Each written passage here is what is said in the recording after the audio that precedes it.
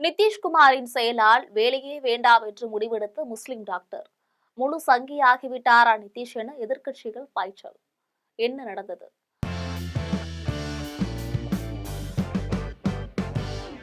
அண்மையில பீகார் ஆயுஷ் மருத்துவர் பட்டமளிப்பு விழா நடந்துச்சு. அதுல பீகாரின் முதலமைச்சர் நிதிஷ்குமார் கலந்து கொண்டு பட்டமளிச்சாரு. அந்த விழாவுல டாக்டர் நுஷ்ரத் பர்வீன் என்பவர் ஹிஜாப் அணிந்து பட்டம் பெற வந்தாங்க.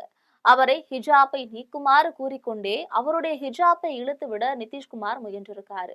அப்போது மேடையில் இருந்த துணை முதலமைச்சர் சாப்ராஜ் சௌத்ரி நிதிஷ்குமாரின் செயலை தடுக்க முயன்ற வீடியோக்கள் சமூக வலைதளங்கள்ல வைரலானது.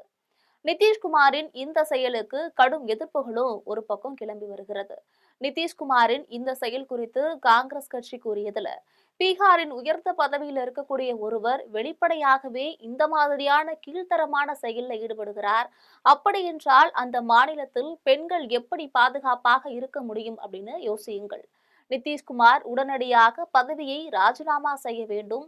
அவரின் கீழ்த்தரமான செயலை மன்னிக்கவே முடியாது என்று எக்ஸ் தளத்துல கண்டனங்களை தெரிவிச்சிருக்காரு. ராஷ்டிரிய ஜனதா தளம் தன்னோட எக்ஸ் பக்கத்துல நிதிஷ்ஜிக்கு என்ன ஆனது, அவரது மனநலம் முழுமையாக பாதிக்கப்பட்டு பரிதாபகரமாக ஆகிவிட்டது, அல்லது நிதிஷ் பாபு 100% சங்கி ஆகிவிட்டாரா என்று பதிவிட்டிருக்காங்க. நிதிஷ்குமாரின் செயலுக்கு காஷ்மீர் முதல்வர் ஓமர் அப்துல்லாவும் கடும் கண்டனத்தை தெரிவிச்சிருக்காரு. இது குறித்து அவர் பேசும் பொழுது, நிதிஷ்குமார் பொதுவெளியில ஒரு முஸ்லிம் பெண்ணை அவமானப்படுத்தியுள்ளார். அந்த பெண்ணுக்கு சான்றிதழ் கொடுக்க விருப்பமில்லை என்றால் அவரை தவிர்த்திருக்கலாம். அதை விடுத்துவிட்டு ஹிஜாபை இழுப்பது அவமானப்படுத்தக்கூடிய செயல். சில ஆண்டுகளுக்கு முன்பு நிதிஷ்குமார் ஜனநாயகவாதியாகவும் அறிவாளியான அரசியல்வாதியாகவும் கருதப்பட்டார்.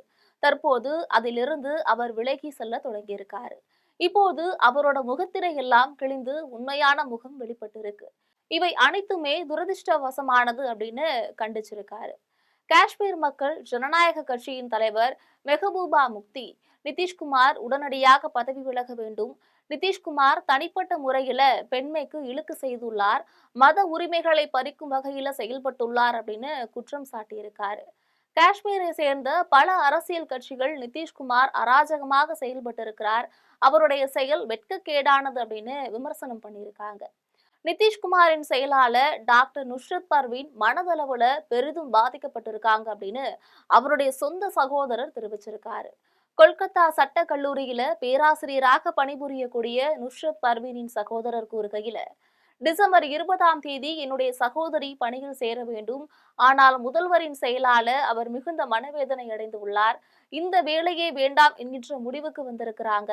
இன்னொருவர் செய்த தவறுக்கு உனக்கு ஏன் தண்டனை கொடுத்துக் கொள்கிறாய் என்று நாங்கள் அவரை சமாதானப்படுத்தக்கூடிய முயற்சியில இறங்கியுள்ளோம் அப்படின்னு தெரிவிச்சிருக்காரு. இந்த சம்பவம் நடந்து ஒரு நாள் ஆகியும் நிதிஷ்குமார் இல்ல அவருடைய கட்சியிலிருந்து எந்த ஒரு விளக்கமும் அளிக்கப்படல. பீகார் மாநில போலீஸ் அதிகாரிகளும் இது தொடர்பாக எந்த விளக்கமும் அளிக்க முன்வரல. இதற்கிடையே பாகிஸ்தானில் இருந்தும் நிதிஷ்குமாருக்கு எதிர்ப்பு கிளம்பியிருக்கு. பாகிஸ்தானை சேர்ந்த நிழல் உலக தாதாக்களுடன் தொடர்புடைய சாஹித் பாத்தி என்பவர் வெளியிட்டுள்ள வீடியோவுல நிதிஷ்குமார் முஸ்லிம் பெண்ணை அனைவர் முன்னிலையிலும் அவமானப்படுத்தியிருக்கிறாரு. இந்த செயலுக்காக அவர் பகிரங்கமாக மன்னிப்பு கேட்க வேண்டும், இல்லை என்றால் அதற்கான விலையை கொடுக்க நேரிடும் அப்படின்னு எச்சரிச்சிருக்காரு. இந்த வீடியோவும் பீகார் மாநிலத்துல பரவி வருகிறது. பீகாரில் 17% இஸ்லாமிய மக்கள் வசிக்கின்றனர் என்பது குறிப்பிடத்தக்கது. பொதுவெளியில நிதிஷ்குமார் சர்ச்சையில சிக்குவது இது முதன்முறையல்ல. கடந்த மார்ச் மாதத்திலே பாட்னாவில் இருக்கக்கூடிய பாடாலி புத்ரா விளையாட்டு மைதானத்துல விளையாட்டு போட்டிகளின் தொடக்க விழா நடந்துச்சு. மரபுப்படி தொடக்க விழாவில் தேசிய கீதம் ஒழிக்கப்பட்டது. அனைவரும் எழுந்து நின்று தேசிய கீதத்திற்கு மரியாதை செலுத்தினாங்க. அப்போது முதல்வர் நிதிஷ்குமார் தேசிய கீதத்திற்கு மரியாதை செலுத்தாமல் தன் அருகே நின்றிருந்த IAS அதிகாரியும் முதல்வரின் முதன்மை செயலாளருமான தீபகுமாரிடம் சிரித்து பேசியும் அவருடைய தோளில் கை வைத்தும் குறும்புத்தனம் செய்து கொண்டிருந்தார். தேசிய கீதத்திற்கு மரியாதை செலுத்தி கொண்டிருந்த அந்த IAS அதிகாரி முதல்வரின் செயலால் தர்ம சங்கடத்திற்கு ஆளானாங்க.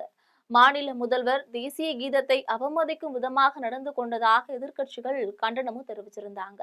அப்போதும் முதல்வர் நிதிஷ்குமார் நல்ல மனநிலையில்தான் உள்ளாரா என்று மருத்துவ பரிசோதனை செய்ய வேண்டும் என்று ராஷ்டிரிய ஜனதா தள கட்சி கோரிக்கை விடுத்திருந்தது என்பது குறிப்பிடத்தக்கது.